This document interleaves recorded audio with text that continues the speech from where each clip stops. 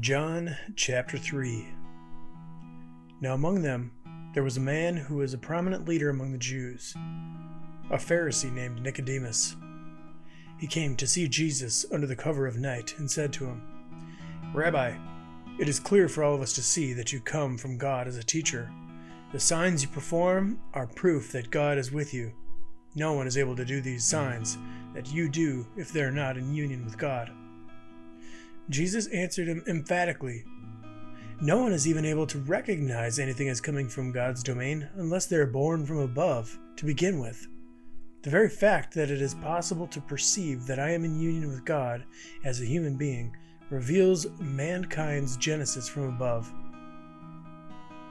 Nicodemus did not understand this answer at all and said to him, "How can a person be born if they're already grown up? Surely one cannot re-enter your mother's womb and be born a second time." Jesus answered, "You have to get this. Unless someone is born out of water and the Spirit, there would be no possible connection with the realm of God. Whatever originates out of flesh is flesh, but whatever is sourced in spirit is spirit. Don't be so surprised when I say to you, you couldn't get here in the flesh unless you got here from above.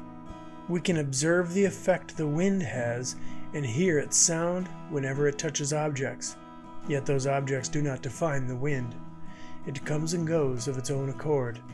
If life was not born of spirit in the first place, it would not be possible to detect spirit influence at all. We are spirit compatible by design." To which Nicodemus responded, "How is this possible? What kind of birth can this be?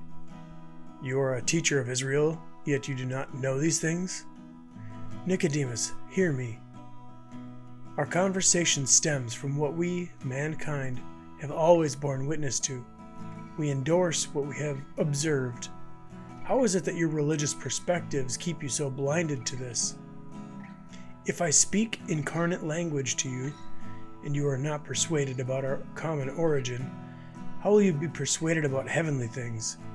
No one can fully engage in heaven's perspective unless one's heavenly origin is realized. The Son of Man declares mankind's cogenesis from above. Remember how Moses lifted up the serpent in the wilderness? Even so, the Son of Man will be lifted up. In the same prophetic pattern, I will be lifted up for all to see, and be equally persuaded in the echo of the life of the ages, now redeemed within them. The entire cosmos is the object of God's affection, and He is not about to abandon His creation. The gift of His Son is for mankind to realize their origin in Him who mirrors their authentic birth, begotten of not flesh, but of the Father. In this persuasion, the life of the ages echoes within the individual and announces that the days of regret and sense of lostness are over. God has no intention to condemn anyone. He sent His Son, not to be the judge, but the Savior of the world. The cosmos was rescued because of Him. Faith and not flesh defines you. In the persuasion of your authentic sonship, there is no separation or rejection.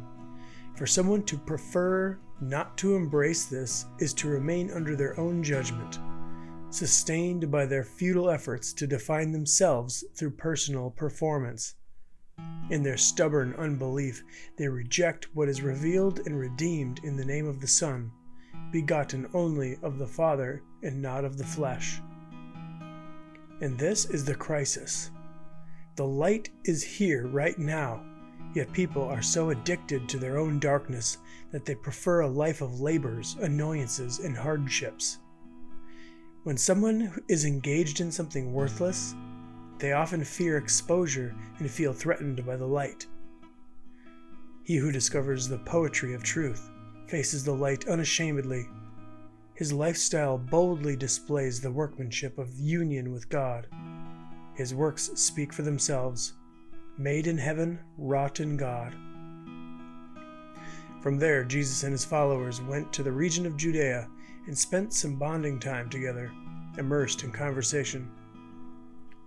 John and his disciples were not far from there.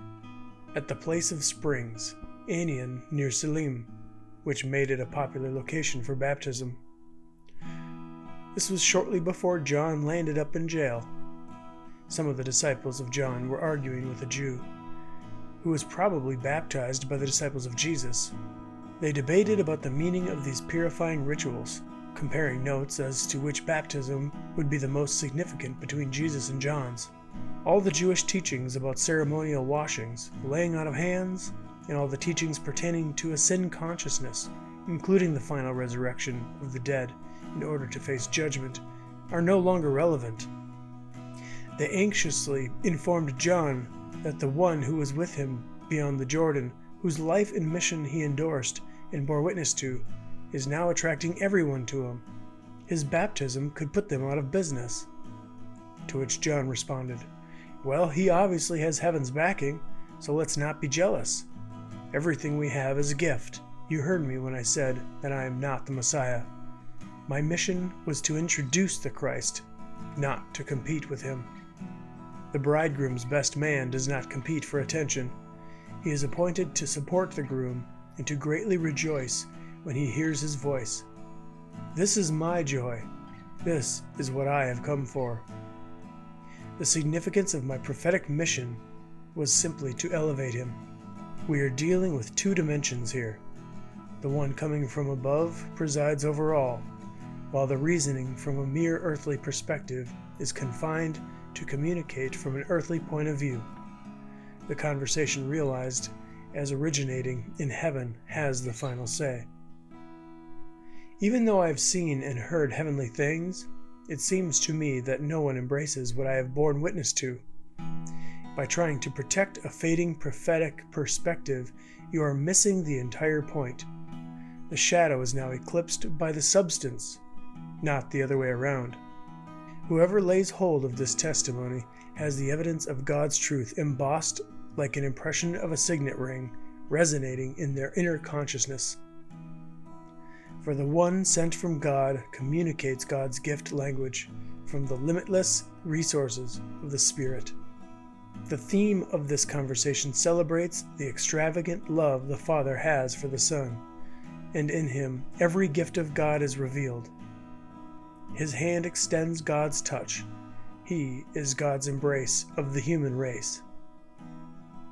To be persuaded about sonship, as unveiled in the Son, is to fully participate in the life of the ages. To be unpersuaded about sonship is to remain in blindfold mode to life itself in the here and now, and to exchange fellowship with the author of the life of our design for a fearful image of a vengeful, merciless God, quite the opposite of the loving Father that the Son reveals.